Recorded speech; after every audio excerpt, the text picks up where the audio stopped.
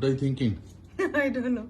Just trying to concentrate on the camera and see that he gets my focus. After how long are you doing this photo shoot? Oh, photo shoot I do at home, but I do it with my hair that I've bought, which I think is my hair. So what happened? Tell me the story of I called you up for this role in film Signature. It's uncanny. You called me at a time when I'm just getting my infusion and the nurses are standing on me. And I know you're in the USA. So when I see it go Anupam Kher USA number, I was like, he's calling me because it's urgent. You know, because we don't call and chat, hey, what's happening then? Yeah. So I said, let me answer this. So I take it and you start saying that, I want you to do a film. And I say, I would love to do, but can you wait? And you said, no, I can't wait. Why do you want me to wait? And why is there so much noise in your house? And I said, I couldn't lie because all the nurses were around me. So I said, I'm not at home. Where are you? So I'm like, I'm That's in a hospital. That's not the way I talk. You're talk.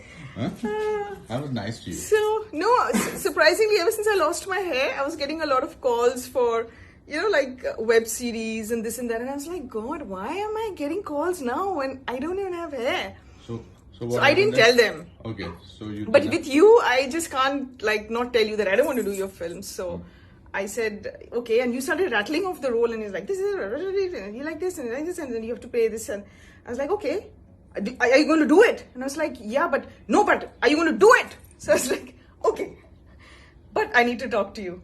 So then I spoke to you in the night, and I told you that, is it okay if I come to the sets with a wig? And you said, why would you come with a wig? And I said that I've lost my hair, I've just gone through treatment.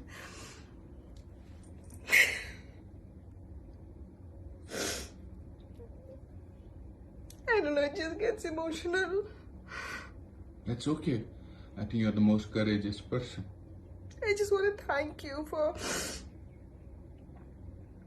being okay with it, because I thought I should tell you that I'll be wearing a wig, and then you said, why even a wig? Why can't you just do the film just as the way you are? And I said, I don't know if I have the courage. And you said, I think you do. So I just think it's so nice. When did you discover that you have breast cancer?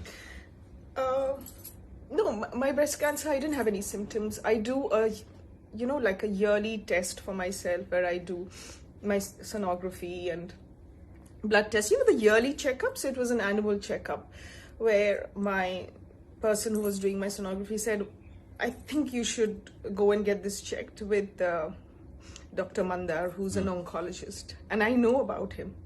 So the minute I heard that, luckily I had a friend with me. I never take anyone with me when I do all these yearly checkups. And so I went and met Dr. Mandar, and he said, we'll do a biopsy, but it doesn't look anything. These are cells which are pre-cancer cells. It's called DCIS. And sometimes they become cancer, sometimes they don't become cancer.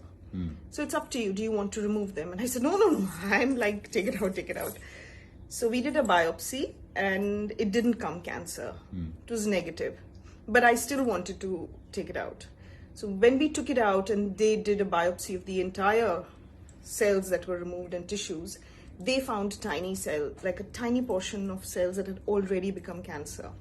And so he said that when you were in this surgery, we put a port. So I still have the port here, this raised bit, and then you have these veins which are going in. So they said, we have to give you chemo. And then I started crying. And then my sister was like, it's treatable. Doctors saying it's 100% treatable. These are very, very early cancers. And that's the one thing that, if you catch it early, cancer is treatable. And my sister was like, why are you behaving like a 17th century woman? Why are you crying? I mean, the doctor's like, good news. And you're crying. But I think we're just so terrified of the word cancer, which is why I didn't share it with my parents, because they're so vulnerable. They are like, I live with them, and they're like, especially my mother's like, she's very vulnerable. Last 2 years she's been with nurses. So I just went and told her, Mommy, I have a lump in my breast, so I had it removed. That's why I didn't see you for 10 days. And her blood pressure just went up and down, and she had she was passing out, and then by the evening we had to take her to the hospital. So, what do you feel now? You've shot for 2 days for the film. I feel so good. Yeah. Yeah. So what do you want to tell women who discover suddenly? Because I think I learned from the women. I learned from a lot of women who were coming to chemo, and they were like, oh, I'm going to work straight from here. And I was like, really? Why do you have to work? Doesn't your company give you an off during time? They said, no, they gave us off. It's completely paid for and all. But I don't like to sit at home. I like to work when I'm doing this. It just makes me feel normal. And I was like not the very brave one. I was like, everyone in my family was brave, like my friends and my sister and my brother. And I was like all the time weeping and crying till I met a little boy. I heard his voice, and he gave me strength. And I just looked at him, and during my half chemo, I went just to make conversation with him, and I said, "Arey, aapki dawai bas itni hai, meri to itni sari hai. Isi se to theek hote hain." he said that. He was also getting treated for it. इसी से तो ठीक होते हैं.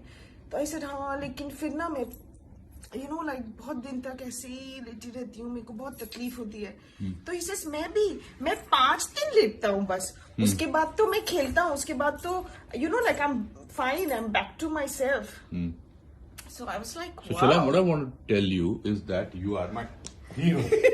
So she is my hero, and she's fantastic. She's the best thing. He actually said, beautiful. when I said, I don't know if I'll suit, being on the sets like this, he says, we don't have real life heroes, and that's what we're looking for. And you are one of them. So thank you. He's been so supportive. Oh my God. Thank you so much. So much. All those people who are listening to this Mahima Chaudhry, she is the best thing. And she's superb. You need more people like this, because no matter how many people you have holding your hand, it's not enough during times like this. So, yeah, I am so grateful to him. So all for of you out. people now have to pray. She's fine by the way. Yeah, I'm fine. I'm totally recovered. Yes. So, and I'm doing well. Thank you. Lots of love. Thank you. Thank you so much. Thank you.